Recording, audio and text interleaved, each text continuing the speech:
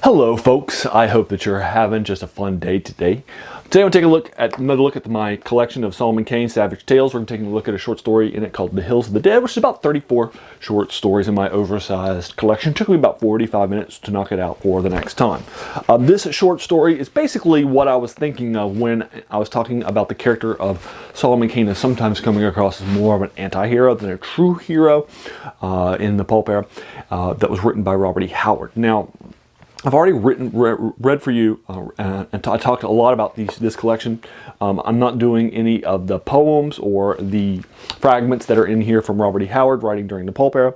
But this 1930 story was written for Weird Tales, which is a place that Robert E. Howard wrote a lot of his short stories for, and was one of his big places that he would send his fantasies, horror, and other works. Although he also wrote for other pulps too. He had, pulps for fighting pulps. He had Western pulps that he would write for. So he did write some things outside of speculative fiction, although this is clearly his passion. And you can tell when you read his stuff. But anyway, I'll link you below to my first Solomon Kane story where I go over like who Solomon Kane is, where my passion for Solomon Kane comes from, why he's my second favorite hero by Howard after Conan the Barbarian. I do like him a lot. The dour Puritan, dressed in black, the tall, wiry, sinewy guy who's really, really strong. And I also talked about a few things during that time. So now we're heading back to Africa, and we're going to read, which is where about half the Solomon Kane stories are probably set on Africa. And so what we're going to be doing here is we're going to be starting out with him exploring in the adventures in the jungle, in the dark jungle, and he's going to come across his friend and his blood brother, who is a sort of a witch doctor, if you will, a shaman. And he has magic that he uses, some dark magic that will do some dark things.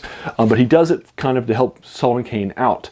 And he'll give Solomon Kane this staff, he calls it a juju staff, that will help him defeat some sorcerous things that he might come across, and will also allow him to contact his blood brother, the shaman, in case he needs help. And then Solomon Kane's going to set out on the journey.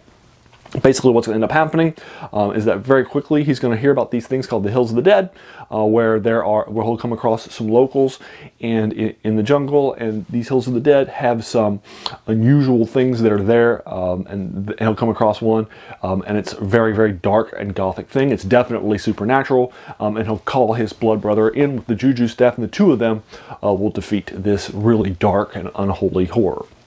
And that's pretty much par for the course for Solomon Kane, who he is. He's basically a servant of light. He's an adventurer. He goes about from place to place. He's a Puritan. He fights with dual-wielding pistols, a rifle, and a rapier. And so he's definitely a man of his time. He definitely will throw himself into, with a passion, into adventure and taking out the bad stuff. And he definitely seems like he's on this sort of a quest for the bad stuff.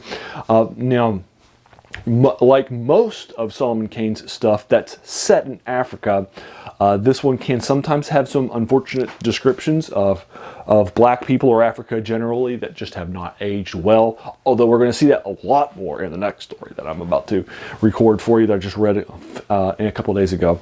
But again, it's a very well written story. It's an 8 out of 10. It's incredibly strong, incredibly well paced, incredibly well designed, and you're going to see Solomon Kane cross some moral lines in order to get the justice and the vengeance and the good stuff that will happen. So he's doing it. He'll make compromises in order to do things that are right and just. And you do kind of see him with his kind of his best friend, this witch doctor, who he doesn't super trust because he's a man of God. But again, he gets the job done. So I'm not going to complain too much.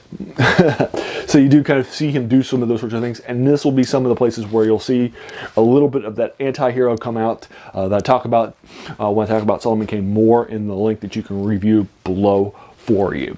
But again, Hills of the Dead is a very, very strong 1930 story by Robert E. Howard.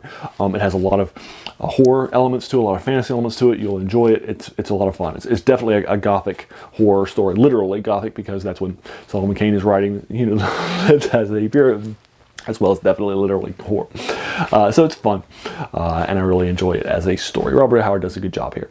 So there you are. Have you read it? What did you think of it? Did you agree or disagree with anything that I talked about in the video? I would be more than happy to engage you with it further in the comments below. If you like this video, please feel encouraged to hit that subscribe button because there's going to be a lot more of these to follow. And finally, I just wanted to take a moment to thank you for taking a moment and watching my video. We all have so many things that are happening in our lives, right? And we're being pulled in so many different directions.